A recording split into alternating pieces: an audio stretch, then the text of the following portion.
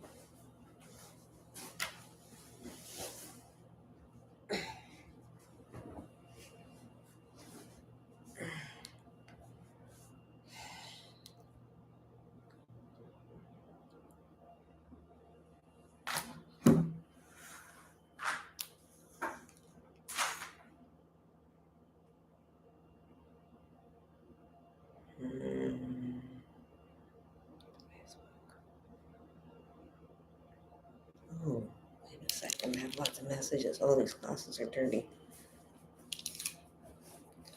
Hold on. I'm not supposed to be on social media like this. I just want to see how many. 9 plus.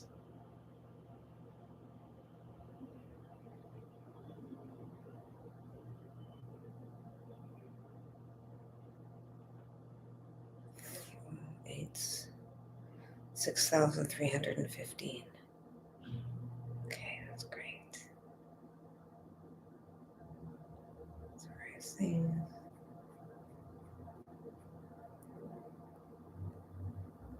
This and record.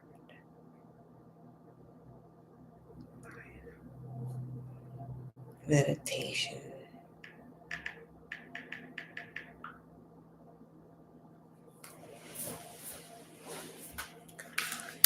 There we go.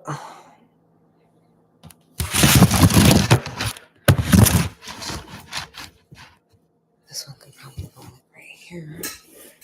And then it'll all be. This work? Yeah, then they're all aimed at me. Actually, put one right here.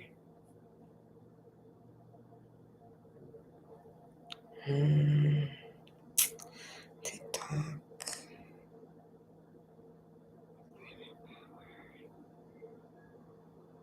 Fortnite.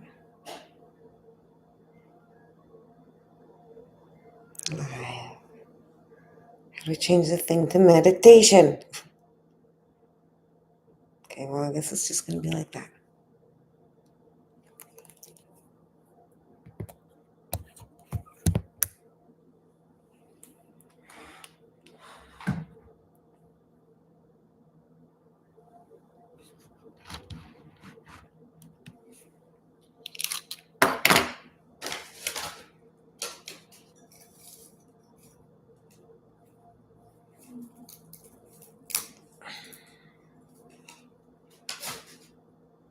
Welcome, my amazing, beautiful brothers and sisters in Christ. Welcome, welcome. Just going to burn off some negative energies so we can start nice and fresh. So I'm going to invite the direction of the east and the element of fire, the direction of the south and the element of water, the direction of the west and the element of earth, the direction of the north and the element of air. We're going to invite Creator, ancestors, ascended masters, angels, archangels, all beings of light, Mother Earth, and all land, sea, and air creatures. Invite you to do work of Creator in cleansing our energy, cleansing our energetic field and breaking off all attachments to us of negativity. Disconnecting anyone that's trying to think bad thoughts about us, impure thoughts about us, wishing us harm. All of these things we rebuke and return hundredfold to sender. We have the ability to control our spiritual body. We have a spiritual body. We know that we're a mind, a body, and a spirit, and so we need to learn how to use our spirit so that we can't be harmed. You can harm your physical body and you can harm your spiritual body. We aren't told how to defend ourselves in the spiritual world, which is why we're under hypnotism. It's the use of words and manipulation that is not physical in order to control us. So our body is a physical body, and our spiritual body is the one that is not physical. So it's using the words and threats, anything that's not physical, to try to manipulate somebody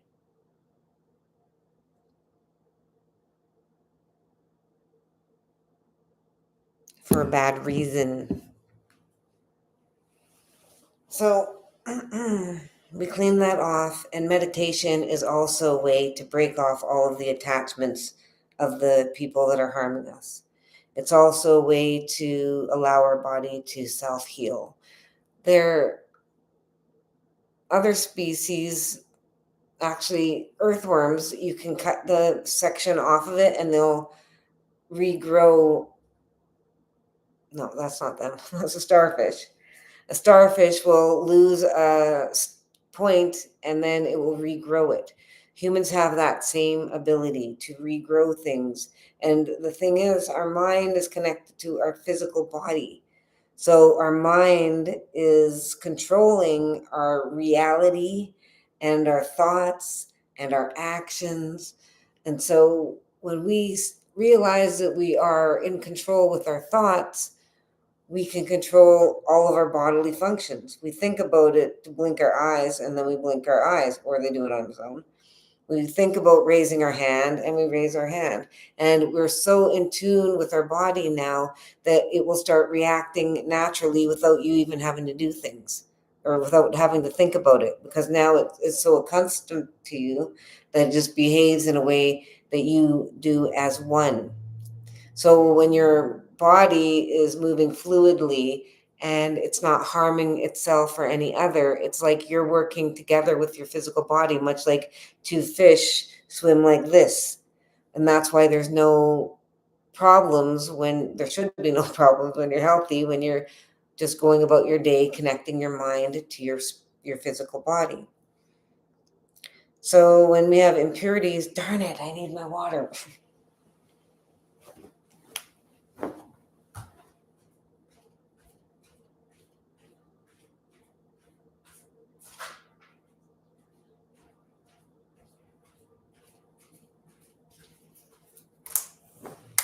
Weird.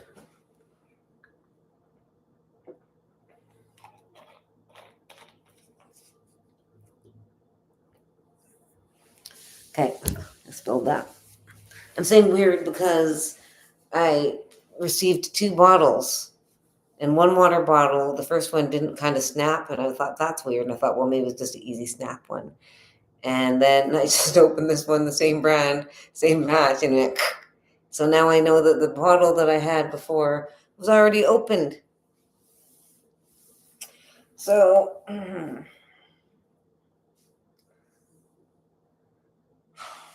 thank you for the opportunity to have us join in together to do the work of healing. So other species can heal themselves. We can heal ourselves too. If we get an open scratch or wound, our body will naturally scab it over and close up the wound unless it's huge, or unless we're smoking cigarettes. If you smoke cigarettes, it prevents the reconnection of tissues and the important, oh, why am I losing the word? The veins and capillaries, the system that it has to attach to get the blood flowing, that gets all of the stuff on the edge that got cut open just turns to black mush. So it prevents your skin from healing properly. That's what cigarette smoking does. So cigarettes that you're manufactured have chemicals in it that are very unhealthy for your body, mind, and spirit. So you're not supposed to be smoking those cigarettes at all. It's very toxic to you. And when you realize that, then I'm very conscious about the way that I speak, and I realize it because if if we were playing a game and we all had to sit in a circle and we all wrote our name on a paper and threw it in a pot, and then someone picks a name and they have to act like that person, and they could only use the words, what would they say? And so I try to not make myself predictable so that it's harder for people to play that game and just nail me and know exactly who it is. So that's why I am trying to be unpredictable, because I don't like that game, because it's too easy.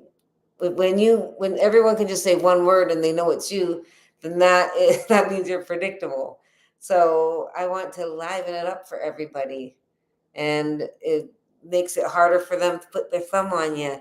So I'm always trying to expand my vocabulary, and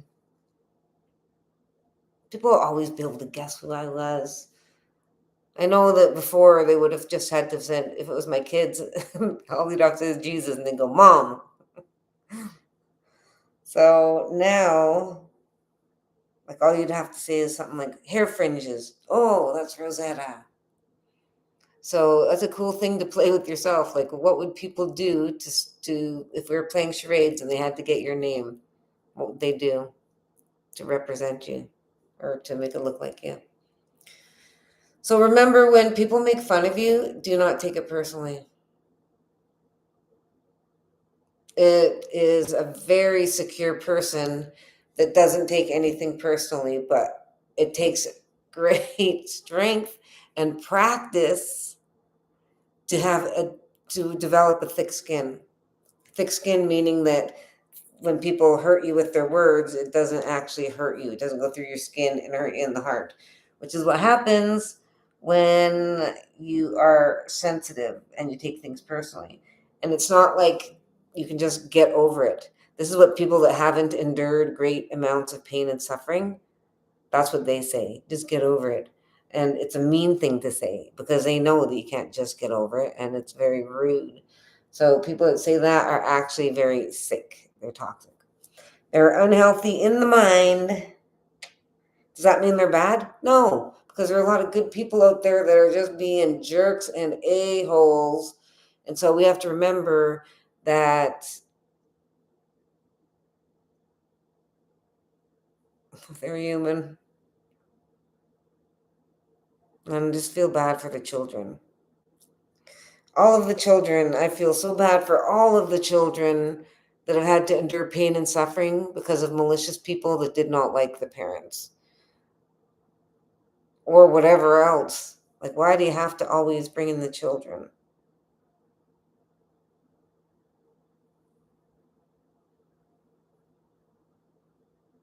You know, there are a lot of men online that are pretending to be women just so that they can argue with the women. Lots. Every day I'm dealing with them. I had no idea this happened. So they guide me on a lot of the things and tell me a lot of the stuff. And when they tell me the stuff, I'm like, what kind of a world is this?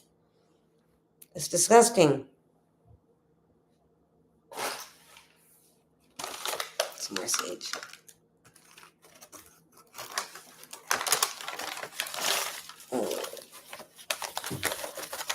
Okay, so meditation is a way to. Okay, so imagine if you went to go play paintball and every time someone shot you with the gun, it actually stuck to you and left a connection to them. Like when Spider-Man goes,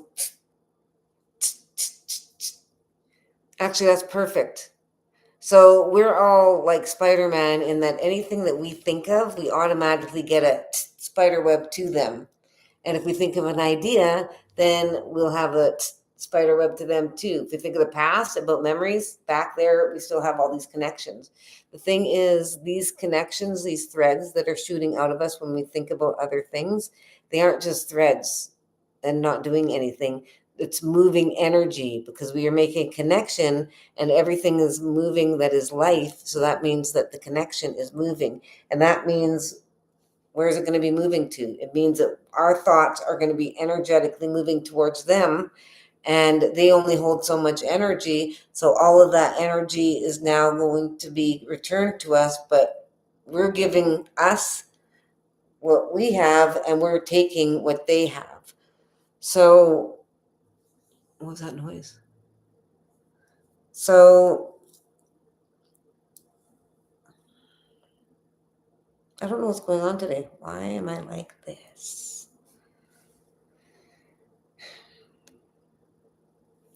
So meditating is a way to break off all of the connections, like the threads that you're thinking outwards, or that other people are thinking about you. When they're thinking about you, they're making a connection to us, and it's sucking our energy.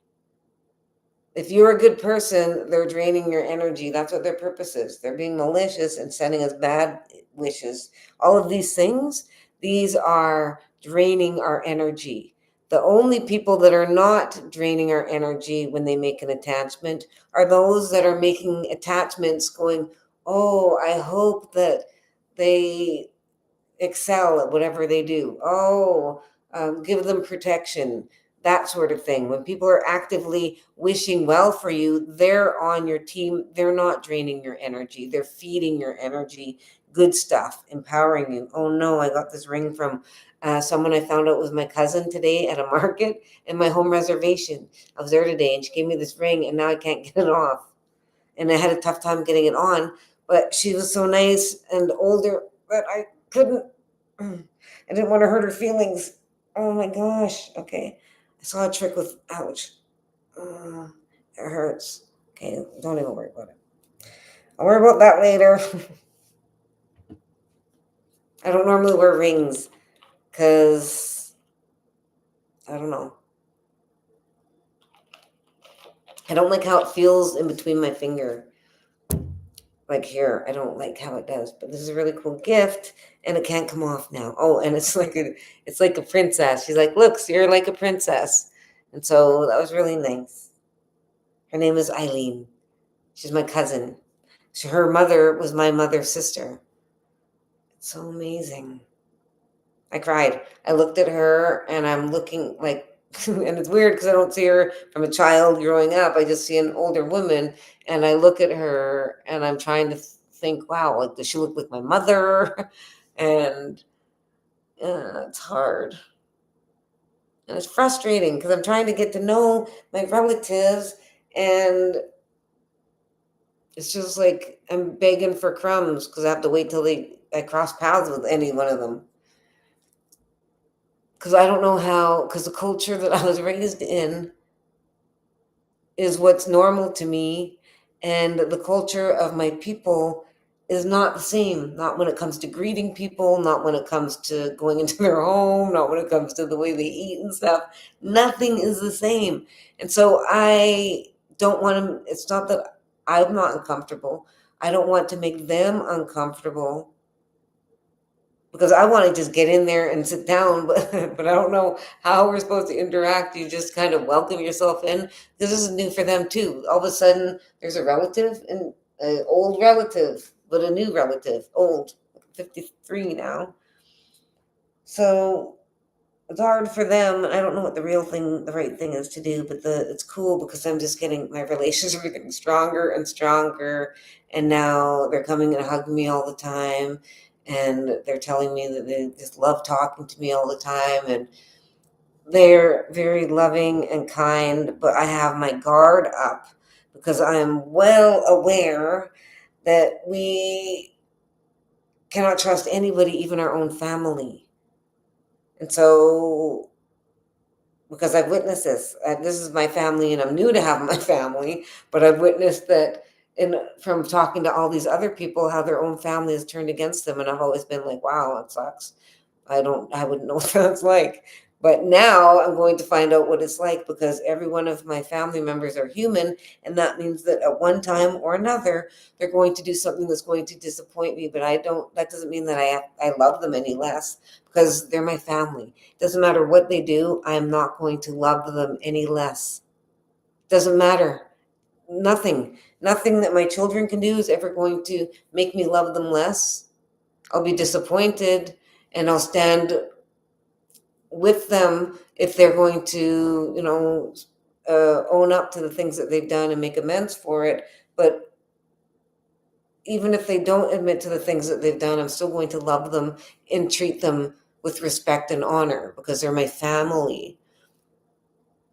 And so this is what a lot of people that have family and was born with family, they don't know what that is like, because they've grown up with the people and they've got screwed over somehow by their family, and they've blocked them and don't want anything to do with them. And they don't know what unconditional love is. That's not unconditional love. So we don't have to have them in our lives. We don't have to have anger. We still can be respectful, and we can still be trying to help them get healthier. And that's what a person that loves somebody is going to do when the person is sick.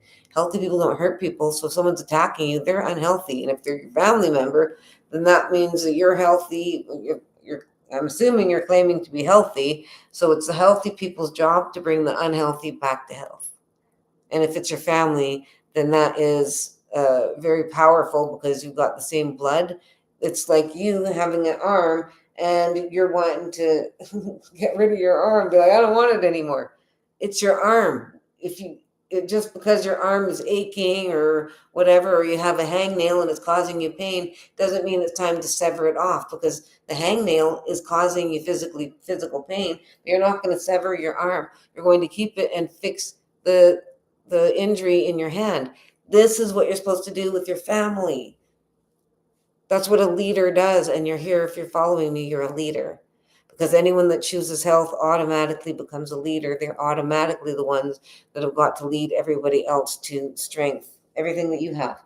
Because even if we're all healthy, we still are obligated to teach everybody all of the things that we know. So we're all teachers. We're all meant to be teachers, because this is how you learn. This is why children that grow up in foster care and no one pays attention to them and they get ignored, they don't learn how to cook, they don't know how to clean, they don't know how to survive, they don't know hygiene, because they're getting neglected that way. And so everything that we do, we've learned, we've witnessed it, or participated in something and been taught to behave a certain way. So if we don't learn something, then we have no idea it exists until we see a contrast. And then we start thinking and making the connections. But if we've suffered from trauma, it makes our ability to make the connections very hard, because we have unhealed trauma, that's an abuse that's rolling around in our head, and we're on survival mode. We're on PTSD, we're on anxiety. Even if our heart rate is slow, inside we're still panicking. The heart rate is slower because we're no longer, we're accustomed to it. If you have an animal that's put in stressful situations and its heart doesn't raise up and it doesn't get alert, there's an issue. So when you have a human that is around inappropriate and frightening situations and they're not responding, then that's an indication that they've endured some pretty horrific stuff. In addition, you get all these narcissistic abusers that say that these women are crazy, they're crazy, they're crazy. Okay, so if we're crazy, then why did you get with us? Because if we're as crazy as you think that we are, then that means that we're severely disabled mentally. So what kind of a loser pig would want to be with someone that is so severely mentally disabled? And is that not taking advantage of us? So that right there negates the fact that we're crazy, because it just shows what kind of losers they are. In addition,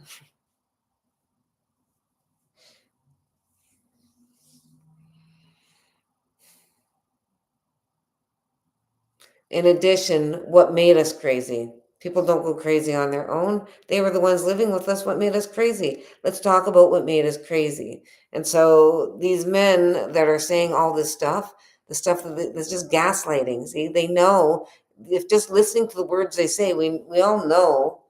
The women all know that the men are lying. All of us know the men are lying and trying to run around the truth, skirt around it to avoid accountability.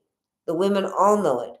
And then the men pretend to be women online so then they can act like they're on the side of the men.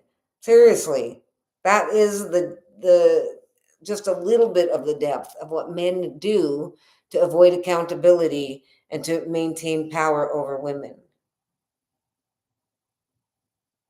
This is a realistic thing. And they connive together to eliminate murder missing Indigenous women. It's what narcissists do. It's narcissists that prey upon the murdered missing Indigenous women. Narcissists. And the demographic is pretty much the same thing as, of course, there's all of them, but the majority of them are like the serial.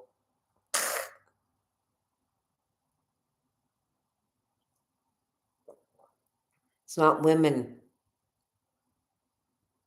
And this is the thing. The men are, for the most part, stronger than women. And so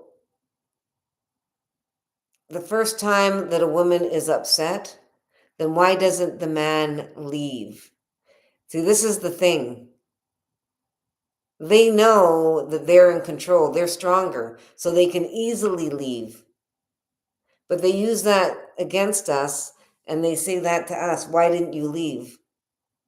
Because they know that we're weaker and we are physically threatened and abused and violated to keep us enslaved, and then our children are used so that we can't escape. So men that say, why didn't you just leave? You got to pick better men. They know exactly full well, because people that say that are actually the narcissists that do it to the other women. They know the tactics. They use their brute force to instill fear, and they use the physical force at first and then use words after. And that's how you break horses. It's the exact same way.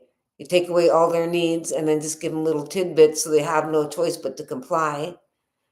And you segregate them from the rest of the herd so that they're alone. You enslave them so they can't escape. And then they only get your knowledge and your interaction, your communication. And this is how you break emotionally the spirit of a human and an animal. And this is also done by women, absolutely. Absolutely. By the way, First Nations people did not, why is that like that? Oh, dang it. First Nations people, oops. One second. Ah.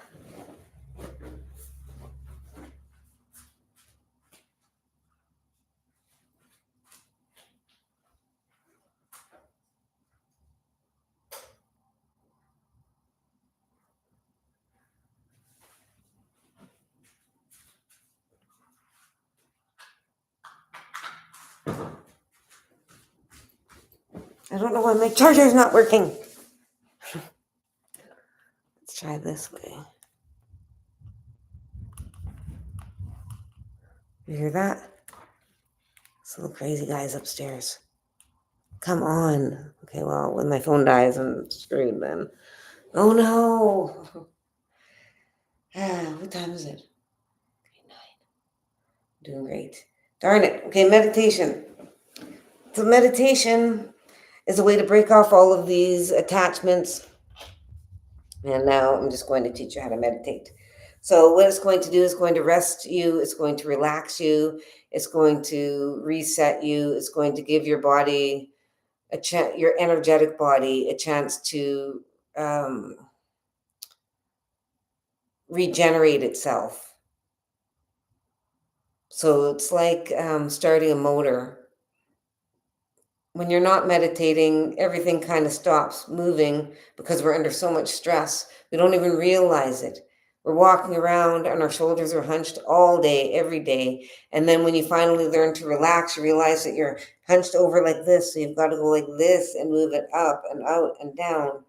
And then you have, and then you're going to realize that your jaw is tight. So all of this tightness is preventing you from relaxing and it's holding on to all of this negative energy that other people are holding on to. When they get the spider web, and then so it's like they are shooting a spider web at you.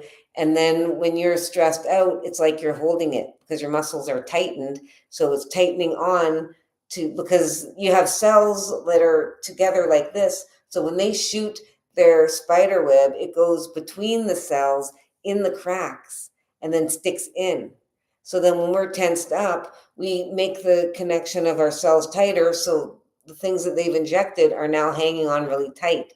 So relaxing allows our cells to loosen up, and then we repel all the negative energy and it breaks off the connection that they've had. So it's a very good tool because meditation is connecting you with creator, and more connected, the more the energy is flowing. Your mind, your thoughts are controlling your energetic field. And so you have the energetic body, you can relax and allow the energy to flow through you like a hose. And the more relaxed you are, the it's like the more the hose loosens up. So the more stressed you are, the more tight it is, and the less the energy is going to flow. So it's pure source energy flowing from God, and it cleanses us as it travels through us. And that's how it refreshes us. It gets out all the impurities and it breaks off all the connections of everybody else because we're like a hose of water that's clean, and we're spraying all of the dirtiness off because we're covered in it from all these people.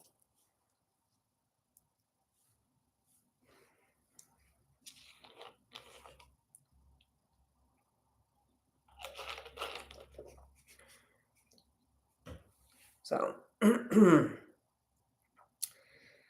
so the best way to do it is with your eyes closed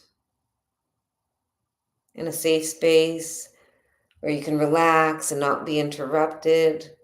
You're going to make sure that your spine is completely vertical up and down, not lean forward like this. And you'll find that when you meditate, it'll start happening, but then you just go back and push yourself back up with and your shoulders are rolled up and back, and your hands can be on your knees like this. And some people do hand positions called mudras. This one's a nice one. It's called Addy. You put your thumb here and you wrap it around. There you go. And you just inhale and exhale. You can focus on your breath.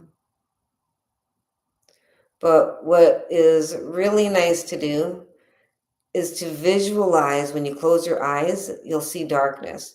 And when you eventually start seeing something in the darkness, sometimes it starts spinning.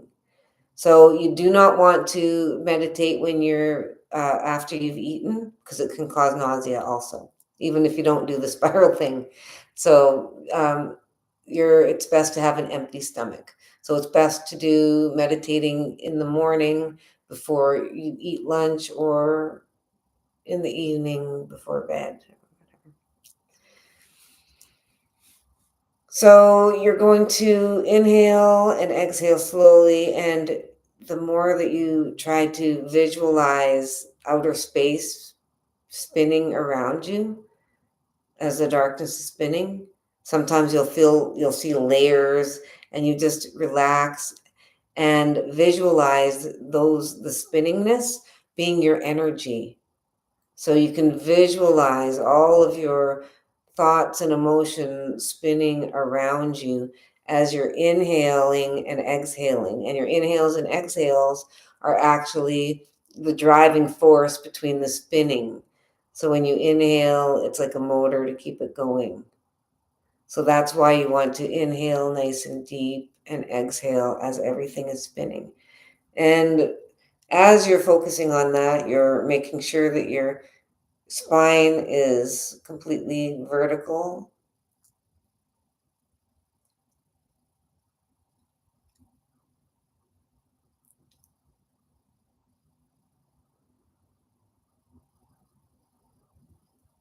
And it gets easier and easier. So now I'm just going to start meditating for a little bit, and it's going to be silent. So, well, unless I think of something to say.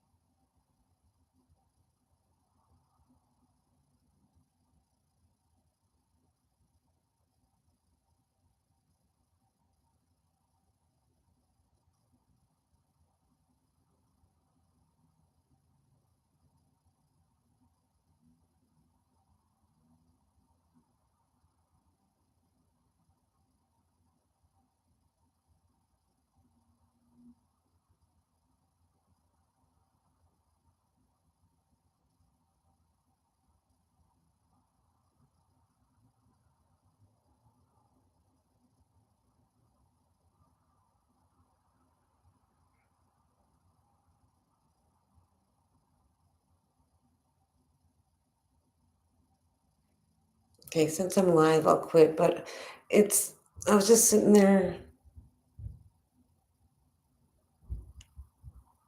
wondering if I could fall asleep sitting up. Like if I sat here, could I fall asleep?